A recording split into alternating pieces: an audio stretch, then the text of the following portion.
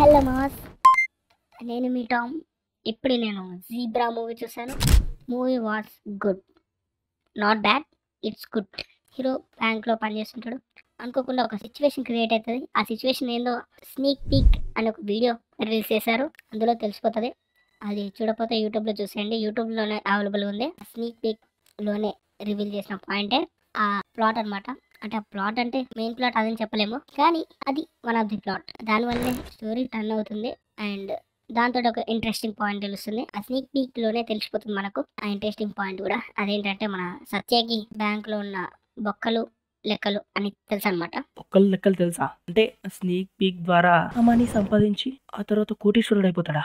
అరే మాము, నువ్వెందుకు వచ్చారో మధ్యలో? ఇది నా క్వశ్చన్. అడిగేదానికి ఆన్సర్ చెప్పు. ఆ తర్వాత ఆ సిచ్యువేషన్ ఎలా ఫేస్ చేశాడు? ఆ మనీ సాల్వ్ చేశాడా? దాని తర్వాత క్రియేట్ అయ్యే కాన్ఫ్లిక్ట్స్ ఏంటి? అసలు వీళ్ళందరు క్యారెక్టర్స్ ఎవరు? అవన్నీ నువ్వు సినిమా చూసి తెలుసుకోవాలి. అరే చెప్పొచ్చు కదరా. అరే అదంతా చెప్తే ఇప్పుడు మూవీ రివ్యూ కాదు, అది ఎక్స్ప్లెనేషన్ అవుతుంది. అప్పుడు అందరు వచ్చి మనల్ని మింగుతారు. అందరూ బ్యాక్ టు ద టాపిక్.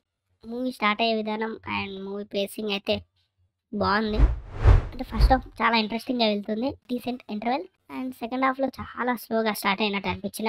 మధ్యలో కామెడీ ట్రాక్ పెట్టుకున్నారు, అది చాలా బాగా వర్కౌట్ అయింది. మెయిన్ ప్లస్ అని చెప్పొచ్చు ఈ మూవీకి. ఇంకా విలన్కి ఒక బ్యాక్ స్టోరీ సెటప్ చేశారు, అది అంతేం అనిపించలేదు, బట్ ఓకే. అంతేమనిపించలే అంటూ బట్ ఓకే ఏంద్రా? అది అంత కరెక్ట్ కాదు, అంత కన్విన్సింగ్ ఉండదు, కానీ కన్విన్స్ అవ్వాలి. ఈ మూవీలో స్క్రీన్ ప్లే స్ట్రక్చర్ ఏదైతే ఉందో, స్క్రీన్ ప్లే ప్రోగ్రెస్ అయ్యే విధానం ఏదైతే ఉందో, అది చాలా బాగా ఎంగేజ్ చేస్తుంది అండ్ డీసెంట్గా రాసుకున్నారు కూడా. 2-3 డిఫరెంట్ ట్రాక్స్ వాటిని బాగా కట్ చేశారు. సేమ్ టైంలో డిఫరెంట్ సిచ్యువేషన్స్ని చాలా బాగా కనెక్ట్ చేశారు. మూవీలో చాలా వరకు ట్విస్ట్లే ఉన్నాయి. దాన్ని రివీల్ చేసే పద్ధతి అండ్ పే ఆఫ్ కూడా బాగానే ఉంది. అవునరా, సినిమాలో చాలా క్యారెక్టర్స్ ఉన్నాయి కదా, అన్నిటికీ ఇంపార్టెన్స్ ఉందా? అంటే ప్రతి ఒక్కరిని డీటెయిల్గా ఎక్స్ప్లోర్ చేసిరా? ప్రతి ఒక్కరికి ఇంపార్టెంట్ అయితే లేదు, ఉంది కొందరికి ఇంపార్టెంట్ ఉంది. ఇంపార్టెన్స్ ఉన్న వాళ్ళు చాలా బాగా పర్ఫామ్ చేశారు.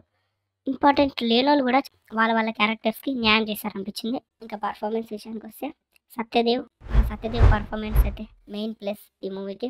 అండ్ మెయిన్ సత్య గురించి మాట్లాడుతుంది. సత్యది మరో మత్తు వదలట్టు తర్వాత మరో మంచి రోల్ పడ్డది సత్యకి.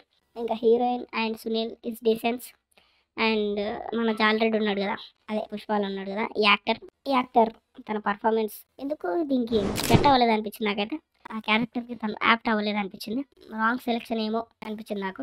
ఏం కాదురా, సినిమా చూసే వాళ్ళకి తెలియాలి. నువ్వేం చెప్తావు బొక్క? ఒరే నేను చూసే చెప్తున్నారా సినిమా. ఓ అవును కదా, మర్చిపోయా.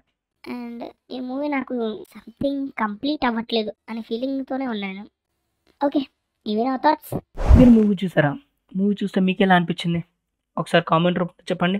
అండ్ ఈ రివ్యూని ఇంతవరకు చూసారంటే మీకు ఈ వీడియో నచ్చే ఉంటుంది. Please do like. మా టామ్ గారు మంచి కంటెంట్ ఇచ్చేలాగా నేను చూసుకుంటాను. మంచి రివ్యూస్ అండ్ మంచి మూవీ కంటెంట్స్ మన ఛానల్లో రాబోతున్నాయి. మీరు మా వెంట ఉంటే మాకెంతో ధైర్యం ఉంటుంది. బాగానే కాక పడుతున్నావుగా. That's it guys. వీడియో నచ్చితే లైక్ షేర్ అండ్ సబ్స్క్రైబ్.